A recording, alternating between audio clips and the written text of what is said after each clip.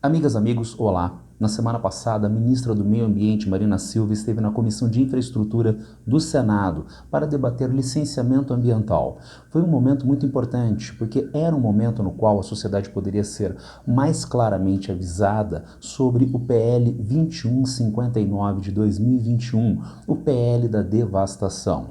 O problema é que a senadora foi gravemente atacada por falas machistas de vários senadores, inclusive do presidente da comissão, Marcos Rogério. Ao longo do restante da semana passada, todos os setores progressistas da sociedade, inclusive a dita imprensa mais progressista, imprensa de esquerda, comentaram esses ataques machistas que precisavam sim ser comentados, serem destacados, mas deixaram de lado o próprio PL da devastação e, consequentemente, a boiada que já vem passando há alguns anos poderia passar muito mais facilmente a partir de agora. De que boiada eu estou falando? Nós temos a possibilidade, nesse momento que a atenção da imprensa está voltada quase que exclusivamente para o Covid e daqui a pouco para a Amazônia. O general Mourão tem feito aí os trabalhos preparatórios para que a gente possa entrar nesse assunto da Amazônia um pouco mais calçado, mas não é isso que eu quero falar. A oportunidade que nós temos, que a imprensa não está nos dando um pouco de alívio nos outros temas, é passar as reformas infralegais de desregulamentação, simplificação, todas as reformas que o mundo inteiro, nessas viagens que se referiu o Onyx, certamente cobrou dele, cobrou do Paulo, cobrou da Tereza, cobrou do Tarcísio, cobrou de todo mundo, da segurança jurídica, da previsibilidade, da simplificação. Essa grande parte dessa matéria ela se dá em portarias e normas dos ministérios que aqui estão, inclusive o de meio ambiente, e que são muito difíceis, e nesse aspecto acho que o meio ambiente é o mais difícil de passar qualquer mudança infralegal em termos de instrução normativa e portaria, porque tudo que a gente faz é pau no judiciário, no dia seguinte. Então, para isso precisa ter um esforço nosso aqui, enquanto estamos nesse momento de tranquilidade no aspecto de cobertura de imprensa, porque só fala de Covid, e ir passando a boiada, e mudando todo o regramento, e simplificando normas, de IFAM, de Ministério da Agricultura, de Ministério do Meio Ambiente, de Ministério disso, de Ministério daquilo. Agora é a hora de unir esforços para dar de baseada a simplificação de regulatório que nós precisamos. Trata-se da fatídica reunião de abril de 2020, quando o ministro Salles falou que toda a imprensa estava se concentrando na Covid-19, na pandemia, e, portanto, era hora de passar a boiada em termos de novas normas ambientais que viabilizassem as necessidades econômicas e danem-se as questões socioambientais. A sociedade civil tentou se organizar ao máximo, apesar do avanço da devastação ambiental, socioambiental em governo Bolsonaro. Pelo menos a legislação de licenciamento ambiental não foi claramente afetada. Isto está sendo afetado agora. É o que a gente precisa discutir nesse videozinho de hoje. É o que a imprensa progressista deveria ter continuado a discutir na semana passada e não cair no engodo, na armadilha da extrema-direita, na armadilha desses setores econômicos, de olhar só para a questão do machismo e não olhar também para a questão socioambiental, como aconteceu ao longo da semana anterior. Vejamos os aspectos mais problemáticos do projeto de lei que foi aprovado no Senado. Ele ainda tem que voltar para a Câmara dos Deputados, mas ele já está com aprovação no Senado. Vejamos, um primeiro aspecto está no artigo 3º, que cria a LAC, a licença ambiental por adesão e compromisso. Por essa licença, quem dá a licença ambiental é a própria atividade empreendedora. Quem vai fazer o empreendimento da hidrelétrica, da rodovia, é que se licencia mediante a autodeclaração de não causar impacto ambiental, de corrigir os eventuais impactos socioambientais. Se hoje já é bastante difícil fazer este controle, com a ideia de autolicenciamento fica ainda mais difícil. Então a ideia da LAC, na verdade, faz cair por terra toda a legislação de licenciamento ambiental no Brasil. Se esse artigo 3º, né, se o item 26 causa esses problemas, há outros problemas no artigo 39, que vai regular a questão da licença ambiental em terras indígenas e quilombolas. Mas dá uma olhadinha em quais terras indígenas e quilombolas, em relação a quais dessas terras indígenas e quilombolas, a discriminação no artigo 39. Está marcado aqui na linha A, terras indígenas com a demarcação homologada, mas, no item B, a área que tenha sido objeto de portaria de interdição em razão da localização de índios isolados. Nem são indígenas, são índios isolados. E, finalmente, C, áreas tituladas de remanescentes das comunidades quilombolas. Ótimo, homologadas, indígenas em isolamento voluntário e tituladas para quilombolas. E as áreas em estudo? As áreas em estudo não entram. E, portanto, o licenciamento é até o nosso slide anterior. O autolicenciamento ambiental pode ser realizado nestas áreas. Mas seriam muitas ou seriam poucas áreas de terras indígenas, quilombolas, que estão ainda em estudos? Vamos averiguar? Segundo o Instituto Socioambiental, nós encontramos 167 áreas em estudo para identificação, 36 com estudos de identificação aprovados pela FUNAI, 68 terras indígenas, áreas de terras indígenas, com portarias de declaração assinadas pelo Ministério da Justiça, aguardando homologação presidencial, mas ainda 20 classificadas como reserva indígenas em processo de regularização. Em todas essas, pode haver licenciamento ambiental, até autolicenciamento, aumentando o dano socioambiental junto a essas populações indígenas. Isso é um problema de alta gravidade. É um problema legal e internacional, porque o Brasil é signatário, o Brasil é Estado-parte da Convenção 169 da Organização Internacional do Trabalho, que exige que o país cria as condições legais e institucionais dos povos tradicionais, inclusive povos indígenas, que ficam, nesse caso, claramente mais vulneráveis, segundo o projeto de lei. É, portanto, ilegal, é uma afronta a um tratado que faz parte do ordenamento jurídico brasileiro e é um compromisso brasileiro no cenário internacional, não apenas no que diz respeito a terras indígenas, mas também terras quilombolas. Segundo a agência Senado, entre 2004 e 2025, nós ainda temos 1.937 processos de regularização em terras quilombolas, sendo que nesse intervalo, 2004 até 2025, nós só tivemos 180 títulos definitivos emitidos pelo INCRA. Então notem que as populações indígenas e quilombolas seriam gravemente afetadas e para as populações quilombolas também vale a Convenção 169 da Organização Internacional do Trabalho.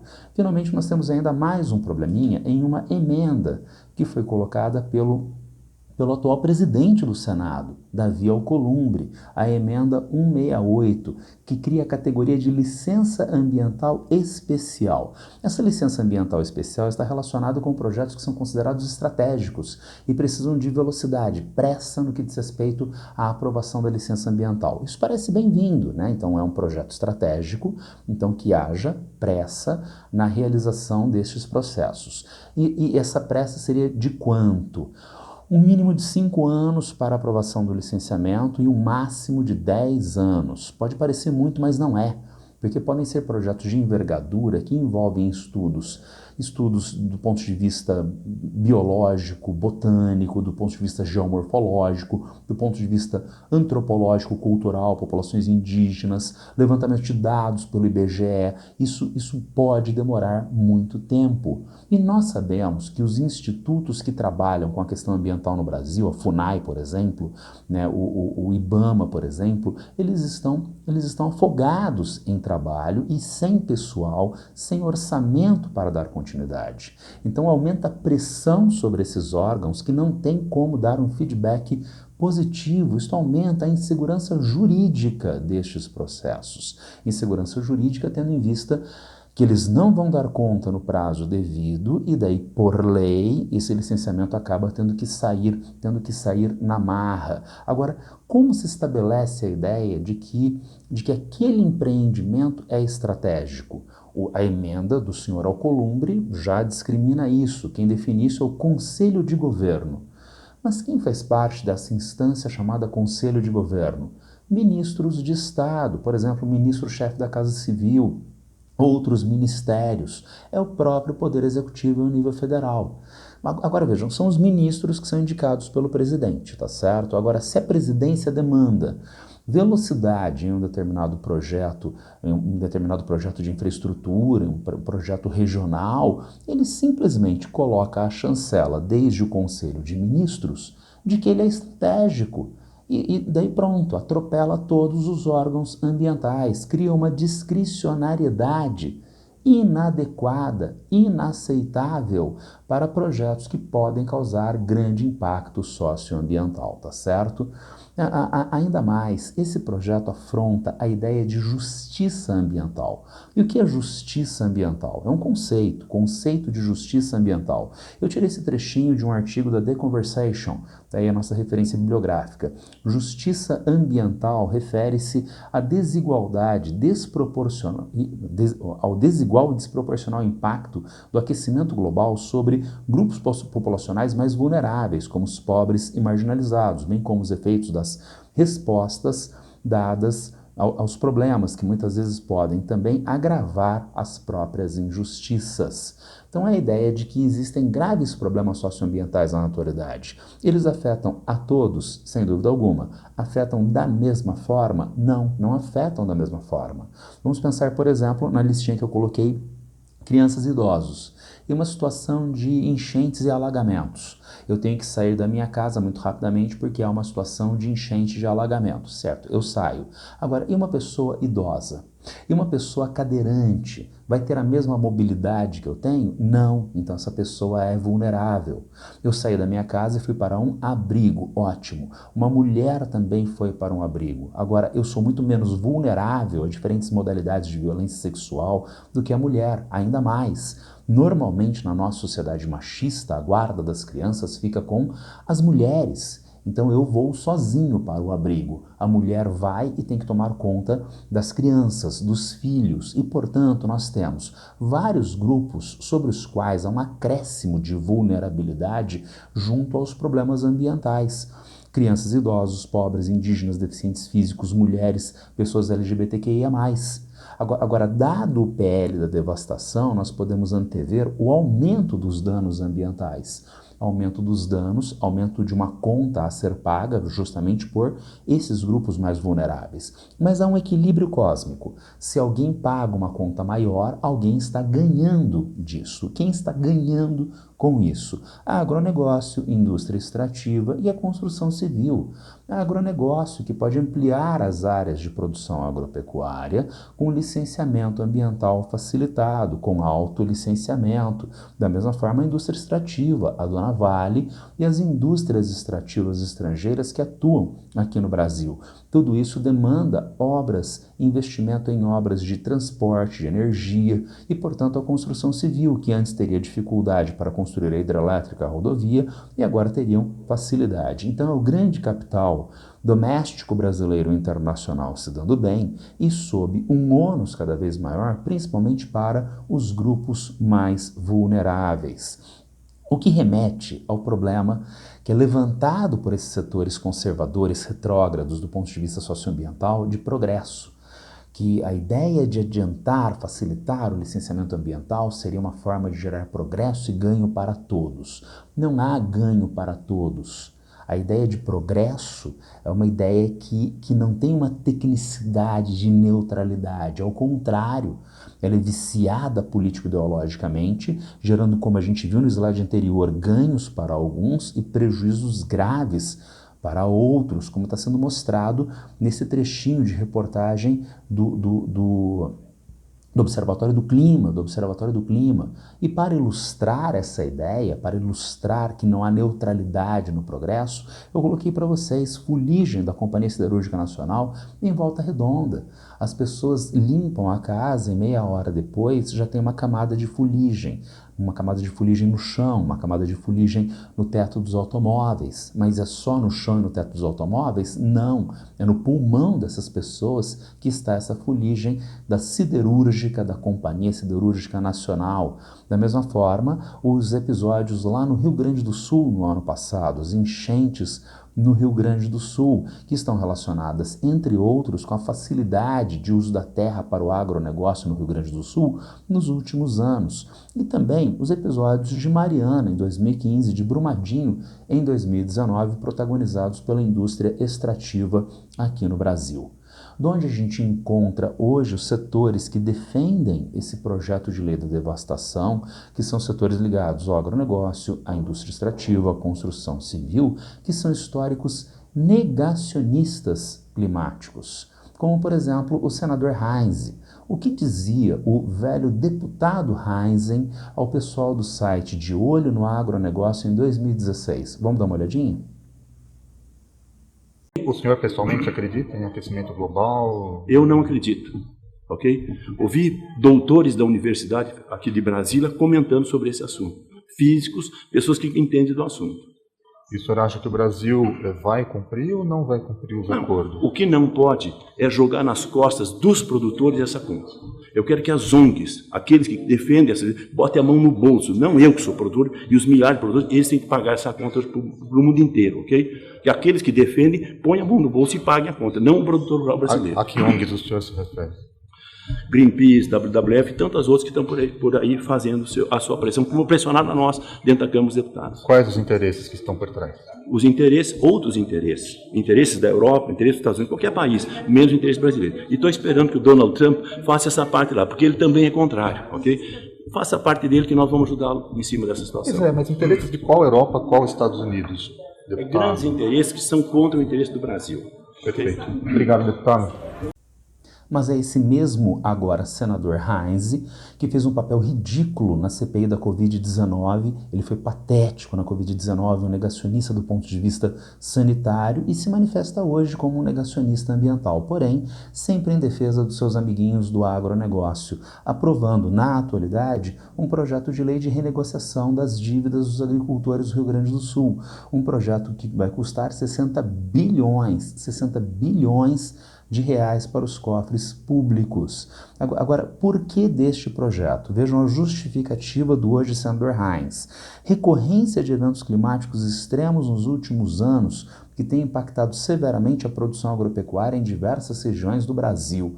Que interessante, né? Não existe aquecimento global, não existem mudanças climáticas para o deputado Heinze em 2016. Mas em 2025, o senador Heinze quer 60 bilhões de reais para ajudar os setores que foram afetados pelas mudanças climáticas, pelos eventos climáticos extremos. E é necessário ajudar o agricultor? Sem dúvida que é. Só que esse projeto tem uma série de vícios. Vícios porque esse projeto ajuda com esses 60 bilhões de reais todos os agricultores. Agora, será que todos precisam da mesma forma? Não, porque alguns não foram afetados e vão ser beneficiados. Outros que foram gravemente afetados não vão ter as quantidades de recursos que são necessárias. O grande produtor rural tem diferentes dispositivos financeiros, salvaguardas financeiras para se proteger. O pequeno produtor rural não, e não é contemplado adequadamente no projeto. É como num exemplo que foi dado pelos meios de imprensa recentemente em relação a esse projeto,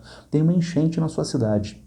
E o prefeito anuncia elegantemente que por causa da enchente, das pessoas que estão sofrendo tanto, ele vai isentar todo mundo de pagar IPTU. Agora me conta uma coisa, todo mundo foi afetado pela enchente? Não, nem todo mundo foi afetado pela enchente, tá? Então um foi afetado e não paga IPTU, outro não foi afetado pela enchente e não vai pagar IPTU também. Agora vamos imaginar, o pobrezinho que está lá perto do rio e teve a sua casa totalmente destruída, ele vai ter o grande benefício de não pagar IPTU. Será que isso resolve o problema para ele? Não. Agora nós temos o condomínio fechado residencial com casas de alto padrão que não foram afetadas e também não vão pagar IPTU, tá? Nós temos a empresa, a pessoa jurídica, o capital, que não foi afetado e não vai pagar IPTU. É justo? Não é justo. Então é contraditório, é inconsistente e mostra que a sociedade, nesse caso, paga duas vezes. Paga pelo avanço do dano ambiental, que joga essa conta junto às populações mais vulneráveis, justiça ou injustiça ambiental.